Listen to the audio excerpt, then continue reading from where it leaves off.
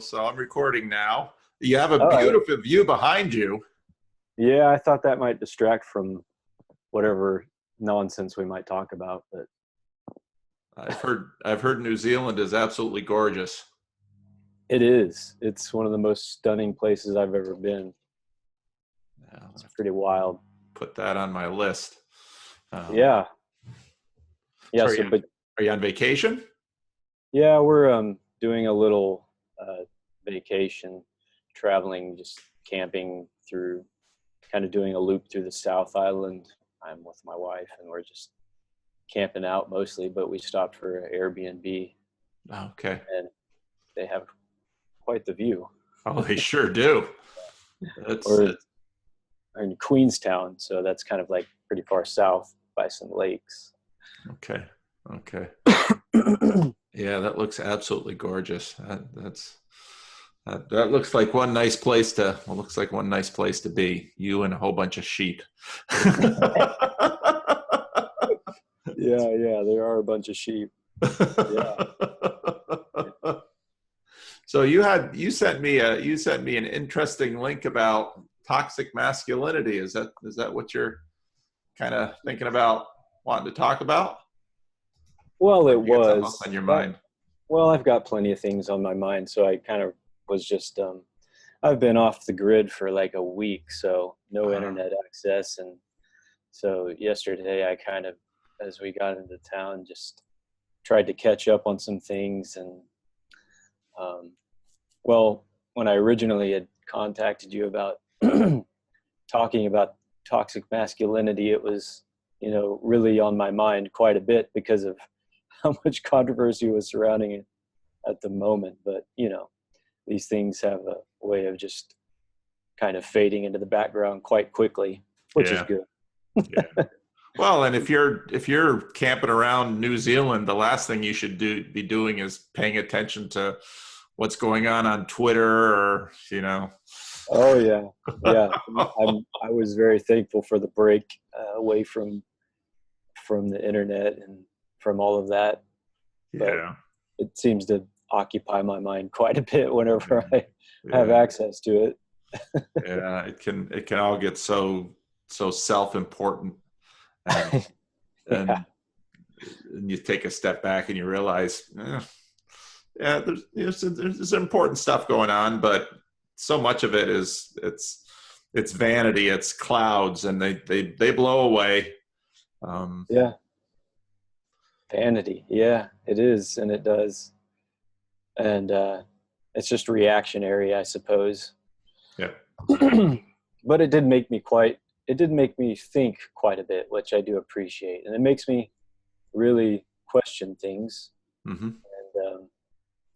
question the validity of some of the issues that are brought to the forefront.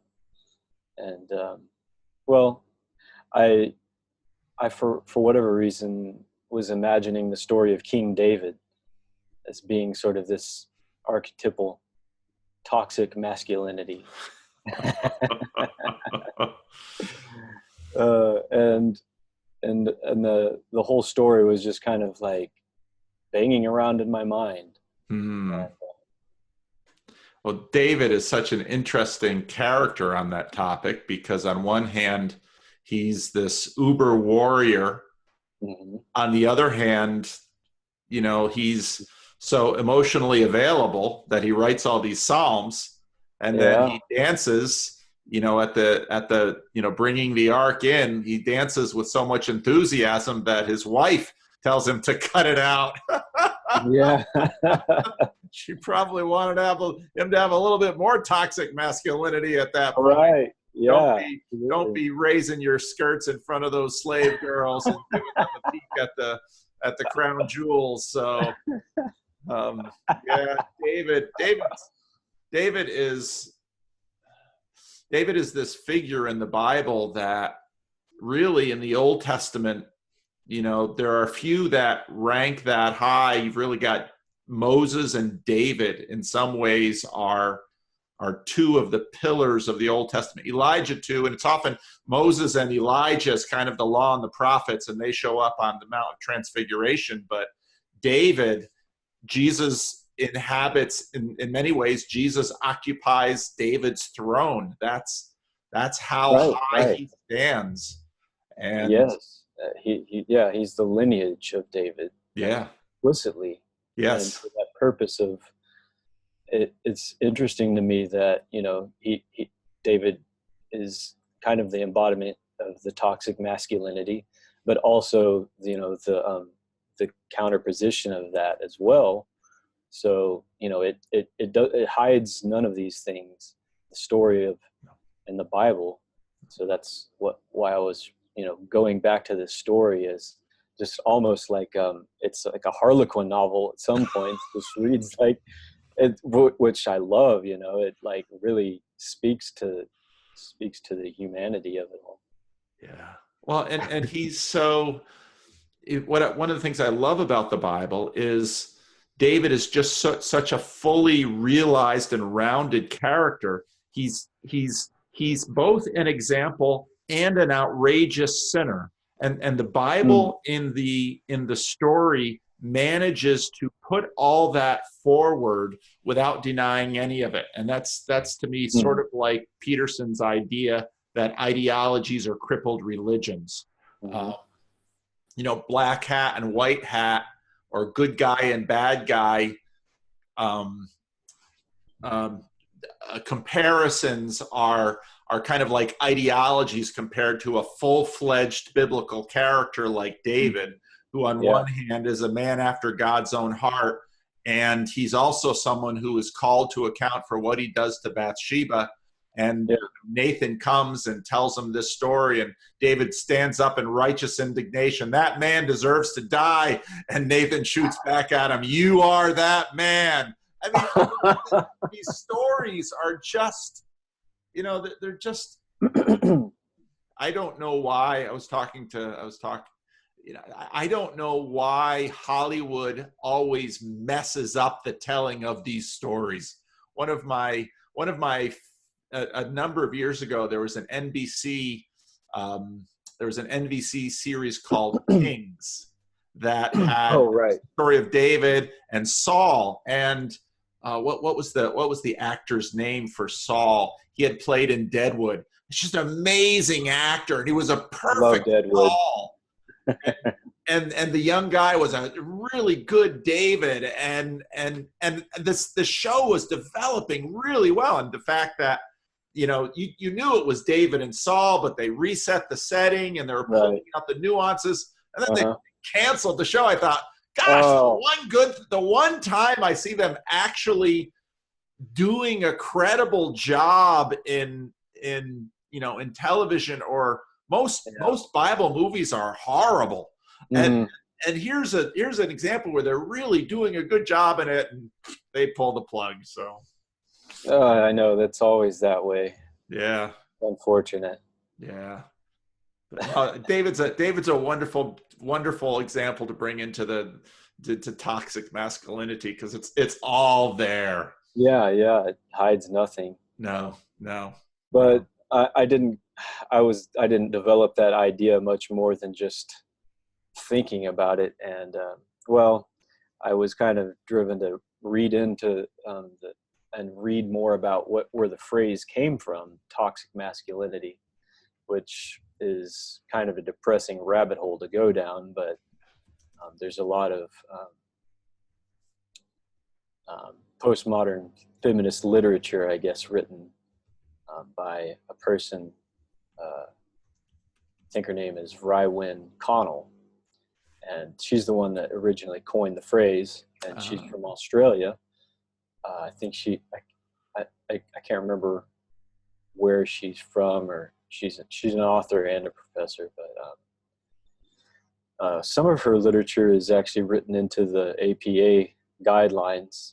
Really? And, yeah, and she's a transgender woman, and so from Australia, and so some of her writings are very interesting, and I mean, she's often sort of characterized as just having a Marxist presupposition and then building sort of all of her philosophies off of that presupposition. Hmm. And yeah, it's hard to read because it's just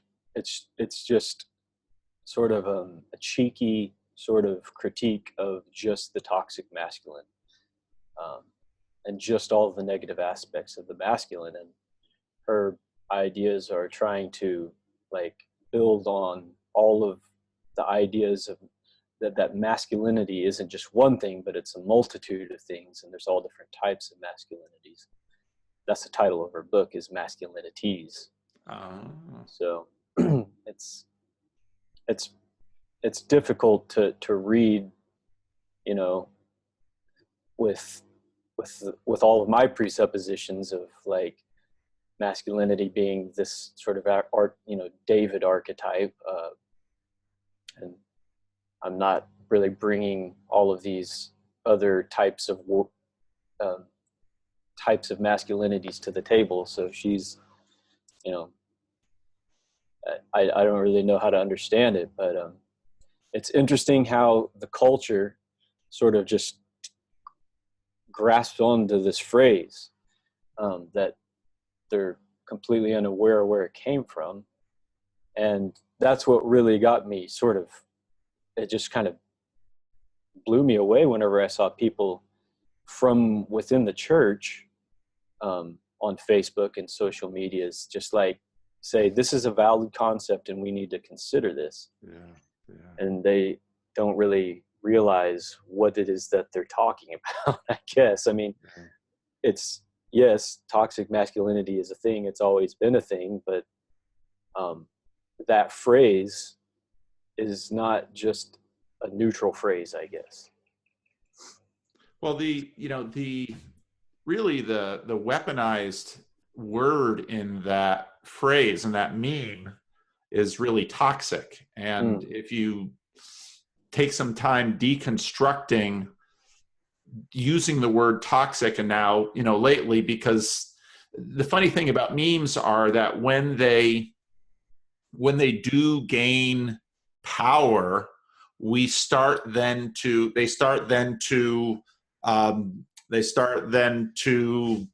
mutate. And so toxic now gets mutated. It's just like Watergate and Gamergate, and that you always have gate gets tacked onto any scandal. So the weaponized meme just goes and goes. And toxic, same thing has happened with toxic. Okay. But if you would stop and think about, okay, well, what do we mean toxic? Well, we use toxic because, that's obviously a metaphor on poison. And we want to imagine that, okay, this particular type of masculinity, as if, and then you get down to the question of, okay, well, how can we represent these things? And so then, of course, you and Peterson, part of what Peterson was so helpful with all this stuff is just fleshing out some of this language where you act it out. And so then Gillette and their commercial acts it out. And it was funny because while that whole thing was going on, I was talking with my wife because she teaches in a school, and we were talking about how sometimes people, as a pastor, sometimes something will happen in someone's life and they got to talk to me right away. And in some cases, that is exactly the wrong time to talk to them, because and she was talking about a principal that she used to have in one of her previous schools. He was a very wise guy, Dr. Ma. And Dr. Ma would always say, when you see two kids fighting on the playground, walk towards them slowly. And that's very similar to, Peterson's story about him and the scrape he's going to get in with one of his friends on the ball field over a girl, and his mother walking and just keeping walking. And that gets into a bunch of the Jonathan Haidt stuff, that kids need unsupervised play and they have to work things out. So then in the Gillette commercial, you have these two kids that are starting to scrap, and the father rushes in right away. And it's like, right. No, that was the image that stuck with me too. Yep. And then it's like, no, actually the healthier masculinity, let's set aside the religious stuff. Let's just look at the science according to someone like Jonathan Haidt. The actual masculinity and the contribution of the masculine into that dynamic, the contribution of the feminine is rush in and break them up right away. The contribution Right. of the masculine is pause. Pause. Yeah. Let the kids work some stuff out. Yep. Now, if some of them pulls a knife, yeah, you jump in. But a 5-year-old usually isn't going to pull a knife. The point of this is a well-armed 5-year-old. That's a well-armed 5-year-old.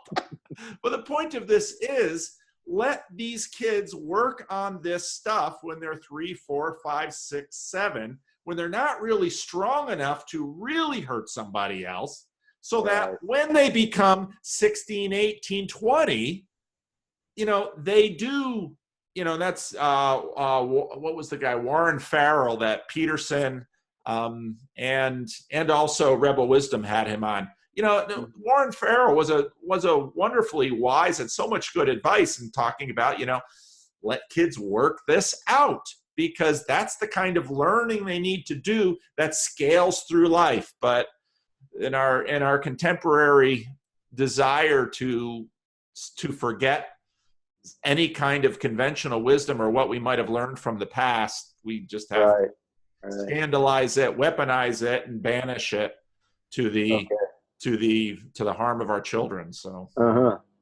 yeah, so this kind of is a good transition into some of the other things I wanted to talk about. Like, well, I've always sort of I've talked to you before about how I still consider myself a Christian, but not in the fundamentalist sense, I suppose, of rejecting evolution. I've always sort of been attempting to unify those things, like the Piagetian unification of religion and science. The first public speech I ever had to give in college was about whether or not evolution and the biblical account of Genesis were mutually exclusive.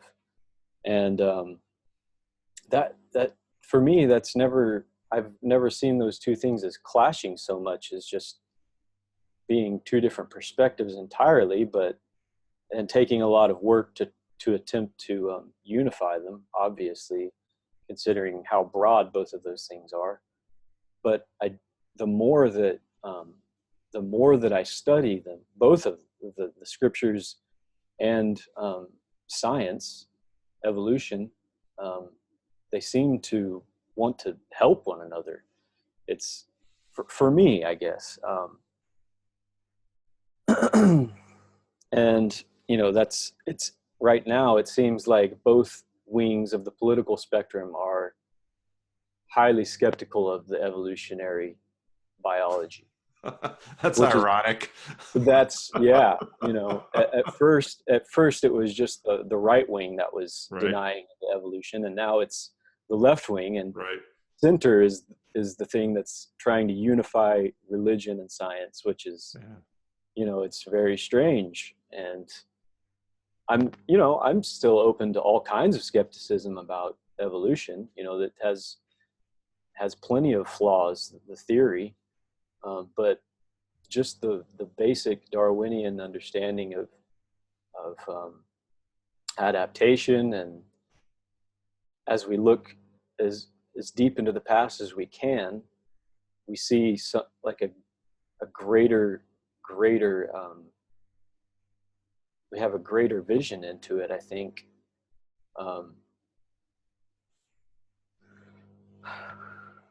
But I'm not sure where I was going with that.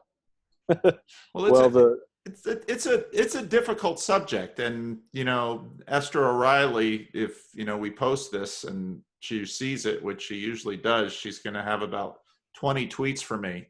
And but evolution, the word is about, one word is about as low resolution as possible, and the better we up the resolution on that word, the better conversation we can have, which in my tradition is of the two books. The two books being Special Revelation, the Bible, General Revelation, everything that we get from out here in science and empiricism and rationality, so on and so forth. So it's one of the things that, the Metaphysical Club, which is one of these books that Peterson has on his list, one of the great points in that book that Menard makes is that what Darwin adds to the evolution conversation is and it's really interesting, is the assertion that this happens without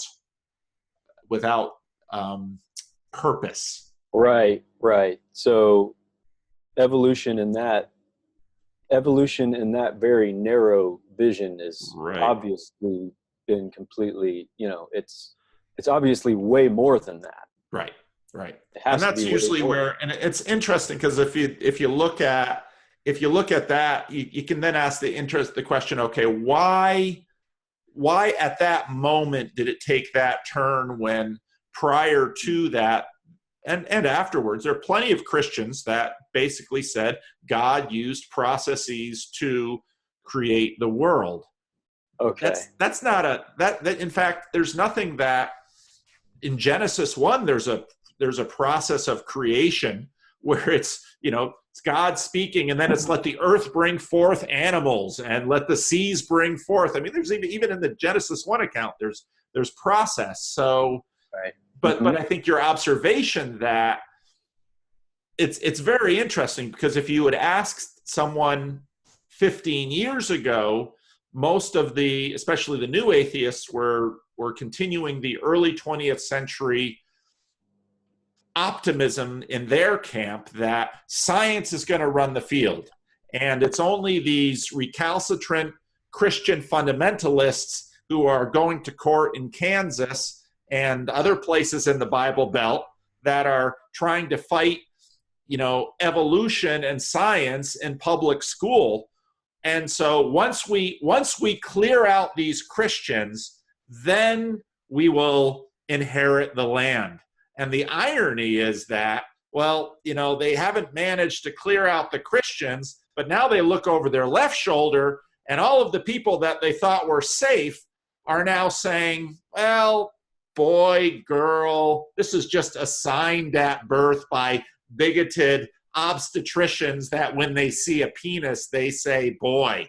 And it's like, that's why, a lot of the new atheists, some of them are freaking out because they were trying to battle to their right, figuring that everything to the left of them was safe. And now they turn to the left and discover all these people are abdicating. So now they got fights on the right and the left. And yeah, so that's why a lot of them are now looking to, other Christians who have not been quite so allergic to the word evolution and saying, well, maybe we could talk to these guys because we weren't ready to fight a battle to our left.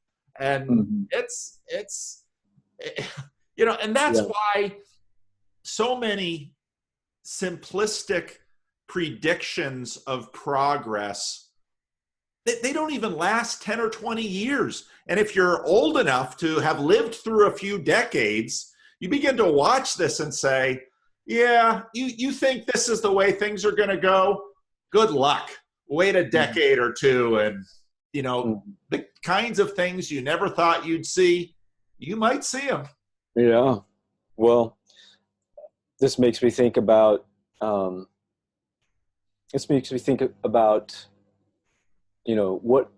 is a miracle exactly, and what is, you say there's two books, the general revelation and the natural revelation. There's general revelation and special revelation, or natural revelation, right. We call it divine revelation. Right. So this sort of general or natural revelation is what seems to go quite hand in hand with evolution, generally speaking, because it helps to give us an understanding of this progression. Just in the natural sense, it helps us make sense of the world. And it's done that to a degree that, you can parse it out and say this is evolution and this is not, but it has been a tool in the progression of science and medicine that we still use and we exist upon. Yep. And so we can't exactly deny all of it. You know, you can say there's genetics and then there's evolution, but we definitely use these medicines and technologies, you know, and so you could say that evolution is just a technology or a revealing of something, an understanding. And, well, you know, C.S. Lewis wrote the book Miracles, and he was, the more I'm listening to your videos, he was a denier, he was very skeptical of evolution, and Not really. He was no, skeptical. He wasn't skeptical of evolution. He was skeptical of evolutionism. okay.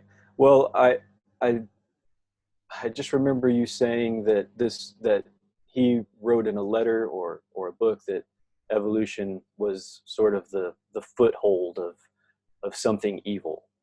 Um, I thought that was what I heard you say, but I could just be misremembering. And Yeah. you know, He wasn't a scientist, and so he didn't really take on those debates so much. But mhm, similar to someone, let's say, like Alvin Plantinga. Plantinga has actually been more aggressive in that. Plantinga's more pushed things like intelligent design, which again, mm, once you say that word, there's a low resolution word that'll cause a lot yeah, of commotion. But Lewis didn't really have skepticism that there were processes that brought about the world as we know it mm, today.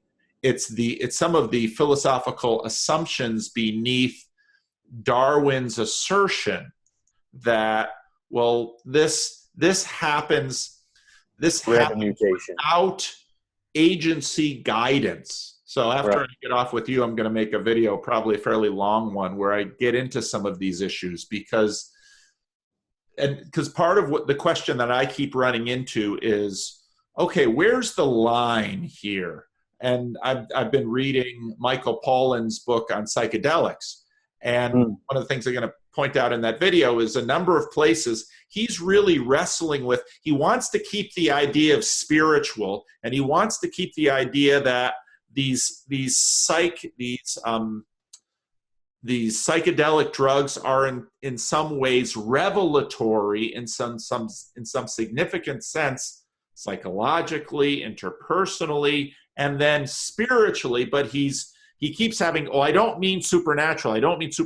It's that word right there, supernatural, which is mhm, itself a very modern conception that mhm, that's where there's a line, and people, for mhm, sake of pride, say that line I won't cross. And right. Lewis would, along with many who believed in, the older term was theistic evolution, that God works through processes. And that's, I think, a very biblical idea, because Mhm, the Bible, being very much a history book, would say that God works through historical processes to achieve goals he wishes to achieve, including David, Jesus, Moses, mhm, and that's why within my theological tradition we have this idea of organic inspiration, that God moves through history. And so the idea that he would move through a biological process, even a very long biological process, isn't in any way out of bounds to my conception of the way God works in the world. mm. Yeah. Well, maybe it's this split world problem that you often bring up, that we're attempting so desperately to unify the general revelation and the special revelation, and they just won't have it. I don't know. They're Well, just two separate things for a reason. it's there's always tension between heaven and earth, and that's basically how the Bible sets it up. But what's interesting to me are the psychological motivations to resist the idea that there are other agentful consciousnesses at Mm-hmm. work in the world around us. Mm-hmm. Because God is obviously the big conscious agent in the story, but there are angels and demons. And Right. it's funny because someone Gravity. who is really allergic to the idea of the supernatural or God has no problem talking about, well, what if aliens come? Well, aliens are another class of potentially powerful conscious agents outside of human beings. And then, well, what do we do with aliens? Well, we put them in movies, and they're usually either bad guys or saviors. And I think, well, that's really telling. Our post-Christian biases are showing in all of this, in that we've basically got unresolved issues with respect to conscious agents that have their way with us against our wills. So that's really where, in my opinion, I see people drawing the line and saying, I love the idea of a conscious agent as long as I know they'll be good. And once you look at the God of the Bible, Christians say, yeah, he's good, but he's not the same. Yeah, you have to say he's good because you don't believe it. I don't know. Or, I don't know if you've ever exile him. Right. I don't know if you've ever encountered the phenomenon in churches where people will say chant the phrase "God is good all the time God is good." That's always just bugged the hell out of me that people do that, because I'm like, why that? Where did that even come from? And it's obviously because you don't believe it that you have to say it. It's not because you believe it so deeply. That's right. So, and the Bible puts us, again, just like the story of David, the Bible puts us in this territory where the Bible is easier. It's easier for characters in the Bible to admit that God is strong. Right. Or we don't know what good is. His goodness. And so that's, especially in the Old Testament, that's a subject of serious theological debate ongoing. You get to the New Testament revelation of Jesus, and that's where you really get this very out loud declaration of the goodness of God. But whether or not we're going to like what this goodness looks like continues to cause us anxiety. Anxiety, yeah, plenty of that. Yeah, well, okay, so he's judging. Well, I don't know if I like that. Well, why don't you know if you like that? Because what if he judges the way I don't think he should? Okay, well, yeah, of course. That's what we always have with other conscious agents who have power. Yeah. So we put ourselves in the place of this judge, and then what happens? That's right. And now we're back to the beginning of the story, where part of the Adam and Eve story is we looked at God and said, yeah, but we'd really rather be in charge. And then Adam and Eve look at each other and say, well, as long as you defer to me. In other words, it's all about Tolkien's ring. I want to be in charge. It's my world and welcome to it, to rephrase an old thing from the television 60s. Okay, there's your Tolkien reference. That's right. Obligatory Tolkien reference. Yeah. Well, I am in Hobbiton. That's there's right. a beautiful, beautiful rainbow. Can you see it? Wow. Oh, man. Oh, yeah, I see it. Yep. Oh, there it is. Oh, my goodness. Wow, that's wow. Cool. Yeah, I'll tell you, I'm going to Australia, and I'm looking forward That's right. I was going to ask you about that. Yeah, so there'll be a conference on March 30 in Melbourne, and I'll continue once the official flyer is done, I'll post that on my channel, and I'll be preaching a couple times the Sunday after in some other churches, but I'm, Is it through your congregation or what? No, it's a group of people in Australia that reached out to me and invited me to come. Oh, cool. And so I should really be promoting it like crazy, because the tickets at the door pay for my trip. But Yeah. it's I've never been to Australia, but I'm going to spend a week of vacation ahead of time there, just because I don't want to have crazy jet lag. And Yeah. if I'm going to fly to Australia, I want to see some stuff, you know? Yeah. Yeah. So, It's in Melbourne, right? yeah, it's in Melbourne. So Cool.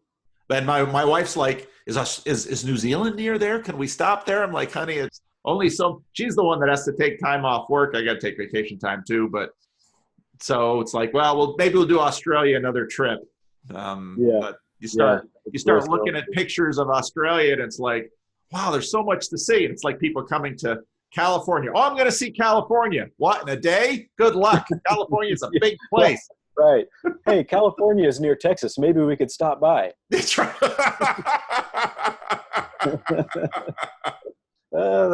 Yeah. Yeah. Oh, well, I'm not sure if you have much time left. I've got maybe 10 more minutes. Yeah, go for it. Okay. Well, I could talk about, I've got so many things I could talk to you about. I was going to chat with you about a correspondence that I had with Peterson, actually, in email, which was just like a couple of emails, and before he got, completely enormous and incontactable. But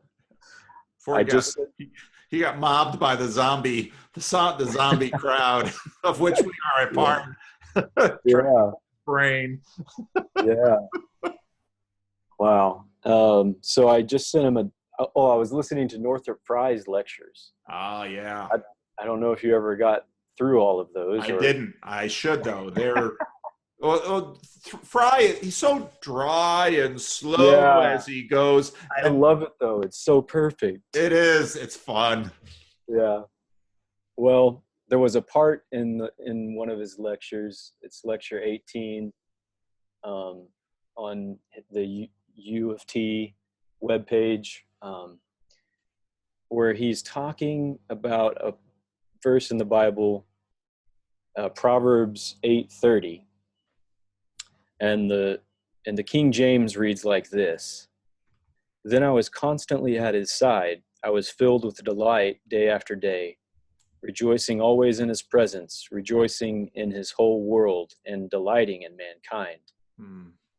And what Fry says about this scripture, he's talking about the language.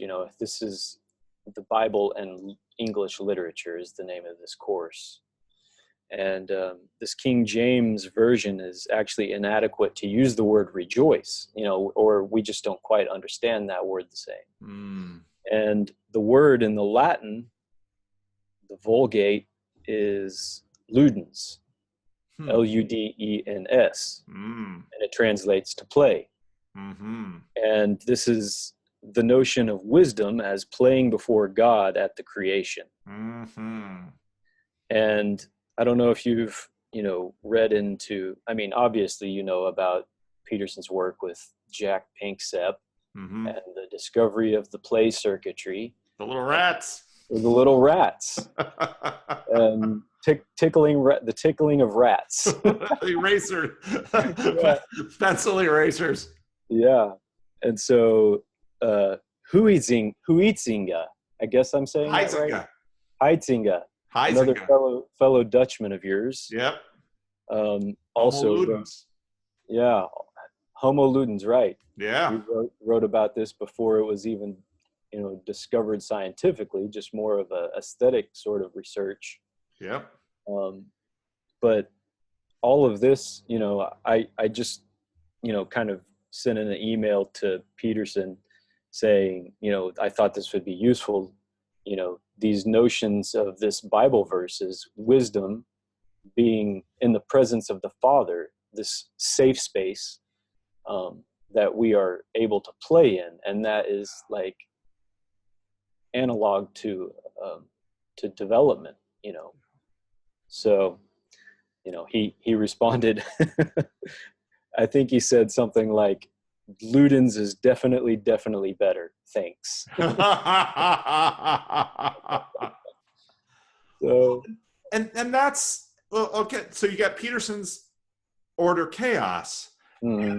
If we look out the windows behind you, there is about the most amazing. Why are we thrilled when we look at that? Because we're like, that's a playground. That is the most outrageously amazing playground. Is it a safe playground? Well, hardly. You can drown, you can fall, you can freeze, but it's a playground, and it's a glorious playground. So it's not, it's safe in the right way. And that's something that when I think about the age to come and, the new heavens and the new earth, I don't quite know what God will do with that, because at least with everything we know, there needs to be enough chaos, enough risk to bring some Vervaeke stuff in, to get into the flow state, to be fully realized. Mm-hmm. And now I often think about the fact that if people travel from all over the world to go see the Grand Canyon, because you get at the rim of the Grand Canyon, you look out, and especially if you can get there before sunrise, and then the sun comes up over the canyon and it just reveals itself to you, and it's glory, and it makes us gasp. And this is all people who have eaten breakfast and slept and haven't been running from bears or enemies.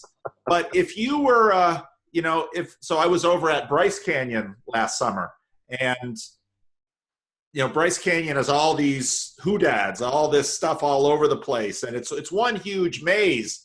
And when back in the day when the Mormons were settling there, and there were ranchers, and basically tourists would come and be like, "Oh, look at this is amazing," and the ranchers like, "Yeah, but it's a hell of a place to find your cow." Right. So we're right. It's playground to those of us. I've got a full belly, my body feels good. Oh, playground. But to a rancher trying to survive and find his cow, it's like, oh, he went into the canyon. What am I gonna do? I'll never find that stupid cow. On the very surface, it's a very beautiful, and underneath the tip of the iceberg is terror. Yes. A very terrifying thing that sort of upholds this beauty. Yeah. And makes the beauty. And that's, you see, and when it gets to, this is part of what C.S. Lewis the point he tries to make when he says Aslan isn't a tame lion. Part of the beauty of Aslan is, okay, I trust him, but I know that with the swipe of his paw, I'm dead. And this goes into the fact, you've got these people that do crazy things like try to keep lions and tigers as personal pets. It's that fascination that they think, wow, wouldn't it be cool to have a lion as a pet? Yeah. But the only way that works is if you make it less of a lion. Right. And so then you find the sad stories of chain link cages and, animals with disease, and it's ugly. Right. Because, and that, sort of breaks down our categories of what is a lion exactly. Yes. So instead we have these house cats. So my daughter last summer, there was a stray cat, a kitten, tiny little kitten my daughter brought in. And so we've been, she went back off to college. It's like my daughter adopts cats and I get to take care of it. And she's graduating from college. She'll be back. Then it's her cat. But, I always joke with my kids that if this cat had 200 more pounds, we'd be prey. It's only because the cat is 10 pounds that, cat gets ornery, tries to bite us, and we just smile because we just laugh. Yeah. I'll pick it up and throw it off the table because, they always land on their feet. Amazing creature, but the only way it works is because the cat's only 10 pounds. Right. They are entertaining. Yeah. But if that cat was 50 pounds or even 75 pounds, oh, it'd be a whole different story. Yeah. A bite would not be something to laugh about. That's My son has a couple of cats, and he'll take pictures of, sometimes the cat is up on a bookshelf looking down at him. I'd say, yeah, if that cat had 75 more pounds, it'd be a whole different scenario. I'm sure you heard about the guy that fought the puma off. Yeah. Wow, Or the granny that fought the mountain lion. There's a story, or a bobcat. Granny scrapped with a bobcat. Oh, people can be pretty vicious. Oh yeah, when it comes to survival, yeah. Yeah. No, that's interesting, and I'm not surprised by Peterson's response. It's very Petersonian. Yeah, I thought that was funny. Oh.